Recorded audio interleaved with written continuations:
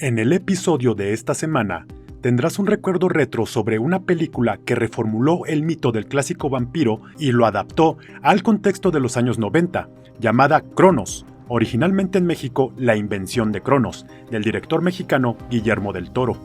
Antes de continuar, recuerda compartir el video, darle me gusta, activar la campanita, suscribirte al canal y unirte para ser un miembro exclusivo retro con beneficios especiales. Proyectada en el año de 1993, La invención de Cronos reformuló el mito del clásico vampiro y lo adaptó al contexto de los años 90.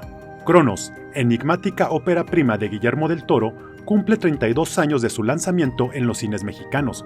Fiel al interés por lo monstruoso y fantástico de su director, la película de 1993 exhibió una historia poco convencional para la cinematografía mexicana. A través de un extraño artefacto alquimista que posee un insecto en su interior y que otorga la vida eterna, Guillermo del Toro ofreció su propia versión del vampirismo latinoamericano, y sin caer en las narrativas como El santo contra las mujeres vampiro, que poco aportaron al género. El realizador de Guadalajara, Jalisco, siempre expresó su fascinación por narrativas de horror y fantasía, géneros castigados en el séptimo arte nacional. A pesar de tener los gustos de la audiencia en contra, Del Toro comenzó su guión sobre vampiros desde 1984, cuando era una figura desconocida en la industria del cine. Cronos, que 8 años antes, cuando Del Toro maquillaba monstruos para La Hora Marcada, ya existía en un cuaderno de notas como El vampiro de Aurelia Gris, brotó a contracorriente de una industria que, asfixiada entre la crisis de 1988 y las de 1994, apenas alcanzaba a producir 40 cintas al año, la mayoría a fondo perdido y con una taquilla raquítica. Si llegó a producirse fue gracias al empeño de productores como Berta Navarro o Alejandro Springold, baluartes frente al desinterés de las instituciones por una película de muertos vivientes y escarabajos ancestrales. No se puede reprochar la sorna si el referente industrial promedio era Chabelo y Pepito contra los monstruos, pero sí la falta de visión ante la solidez literaria y la hondura dramática del guión de Del Toro, inédito para cualquier tradición dentro del cine de ficción mexicano. Para el estreno de Cronos en salas mexicanas, el 3 de diciembre de 1993, el nombre de Guillermo del Toro llegó a la boca de críticos de cine y círculos internacionales, y aunque los números en la taquilla no fueron alentadores, su primer largometraje se consagró como cinta de culto mexicana.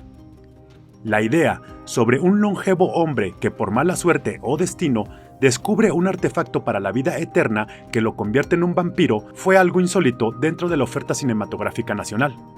Guillermo del Toro comentó para el periódico El Universal: en esa época en que IMCINE no estaba encabezado por cineastas, me dijeron, en México no se puede hacer cine fantástico.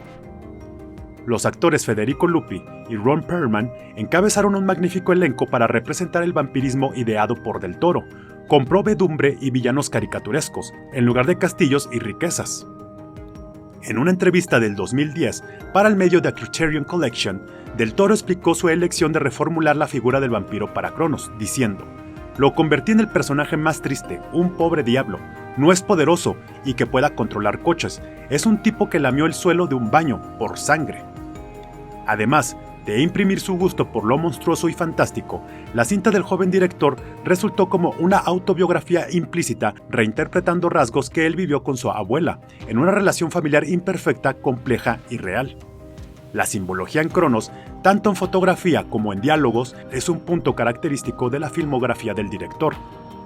Del Toro recurrió a conceptos religiosos, como la resurrección del personaje principal al tercer día de muerto, y las lesiones que sufre después de usar el bicho, parecidas a los estigmas de Jesucristo.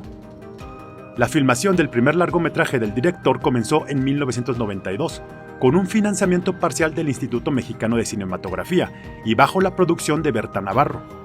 El guión de Cronos me pareció de una madurez increíble, para nada parecía el guión de una ópera prima, comentó la productora para El Universal en el año del 2018.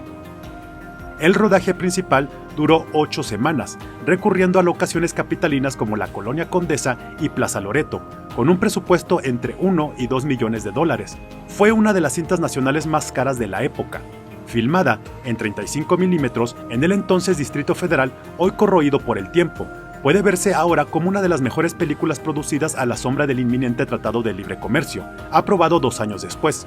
El rumor de la posmodernidad de fin de siglo aparece ahí, en una película madura sin tiempo ni espacio concreto, sin ataduras de mexicanidad oficialista ni el folclorismo de exportación de Como agua para chocolate, del año 1992. Varios años después, el mismo Guillermo del Toro aceptó que su ópera prima tuvo severos defectos, pero que eso no le impide apreciar los momentos que destacan en el filme por su belleza y simbolismo, diciendo: «Mucho de lo que falló en Cronos me enseñó demasiado». El innovador trabajo de Guillermo del Toro generó expectativas tardías en la crítica cinematográfica. Según reportes de El Universal, la ópera prima del director jalisciense se presentó en la Muestra Internacional de Cine de la Ciudad de México en noviembre de 1992, aunque cintas como París, Texas de Wim Wenders la eclipsaron. Su presentación estelar fue el 11 de marzo de 1993, cuando abrió la 7ª Muestra de Cine Mexicano de la Universidad de Guadalajara, ahora conocido como Festival Internacional de Cine de la entidad. Ahí compitió contra Miroslava, de Alejandro Pelayo, Novia que te va, de Gita Shafter, y otras 7 cintas de la selección oficial. Esta casa editorial publicó en su edición del 13 de marzo de 1993 las primeras impresiones de Cronos, evidenciando la importancia que tendría el realizador sobre la industria nacional, pues público y especialistas aplaudieron la ópera prima. Un joven de cabello rubio y cara de niño saludaba tímidamente a algunas personas del público que llenó el cineforo de la Universidad de Guadalajara. Se trataba de Guillermo del Toro, un joven cineasta que ha causado sensación con su primera producción, Cronos. Se leía en los reportes de El Universal en 1993. Es un ejemplo digno del cine de horror mexicano en serio, es decir, con una producción decorosa y un guión responsable, concluyó esta casa editorial sobre la cinta vampírica. Apenas 2 semanas después, las nominaciones para los Arieles, Premios Mexicanos de Cinematografía, confirmaron la calidad e impacto que tuvo Cronos, pues obtuvo 13 nominaciones. Además del reconocimiento nacional, Cronos tuvo grandes éxitos fuera de México. En el Festival Sitges, evento anual de cine fantástico más importante de la industria, ganó Mejor Actor y Guión, mientras que en el Festival Internacional de Cine Fantástico de Bruselas ganó el Silver Raven, uno de los principales galardones de la contienda. Cronos alcanzó la cumbre del éxito con su presentación en el Festival de Cannes, en mayo de 1993, donde ganó el premio de la Semana Internacional de Crítica Francesa Mercedes-Benz. Con los múltiples halagos que recibió la ópera prima del director mexicano a nivel internacional, se esperó que su estreno en México fuera con bombos y platillos, pero fue todo lo contrario.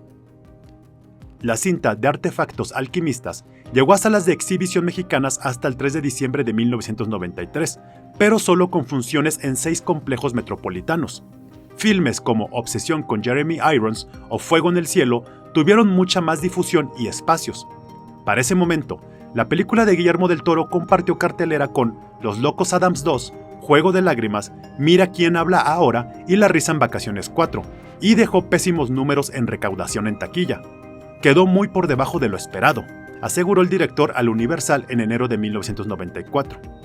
Según aparece en el sitio IMDb, Cronos apenas recaudó $1.200.000 a nivel global, contra los 2 millones que costó su producción. Berta Navarro, productora de la cinta, sostuvo en entrevista con El Universal en febrero del año 2007 que el mal desempeño en la taquilla nunca fue culpa de la película, porque en otros sitios tuvo públicos desbordados. En España duró 1 año en cartelera, en México solo 3 semanas. Cronos salió de las salas principales de exhibición apenas 1 semana después de su estreno y quedó en complejos de menor categoría. Otro de los conocidos problemas que tuvo la ópera prima del director mexicano fue por presupuesto y endeudamiento. Tanto el director tapatío como Berta Navarro adquirieron créditos y deudas para financiar la producción, compromisos que se agravaron con el error de diciembre de 1994. Navarro aseguró en repetidas ocasiones que su deuda inicial de $150,000 con el banco se elevó a millones tras la angustiosa devaluación del peso. Cronos tuvo su ascenso y caída en cuestión de meses, encantó a muchos críticos y cinéfilos, pero no cautivó a la audiencia general en México. Paco Ignacio Taibo I aseguró en su columna para El Universal del 23 de junio de 1993 que Guillermo del Toro sería un director importante para la industria nacional, acaso el mejor que jamás ha salido de México. Tal afirmación le provocó comentarios negativos al entonces editor de cultura de esta casa editorial, pero otros también observaron la mano maestra en tan joven creador, que Taibo describió en su entrega. El escritor solo pudo esperar que la máquina de precarización de talentos que es la industria del cine en México no frustrara al director jalisciense. A pesar de los defectos y conflictos que Cronos tuvo en su año de estreno, nunca dejó en duda el talento y determinación de Guillermo del Toro. La prejuiciosa idea de que la cinematografía mexicana no produce fantasía quedó obsoleta en esa ocasión, demostrando que un artefacto alquimista y un vampiro del tercer mundo era una historia necesaria para el cine moderno.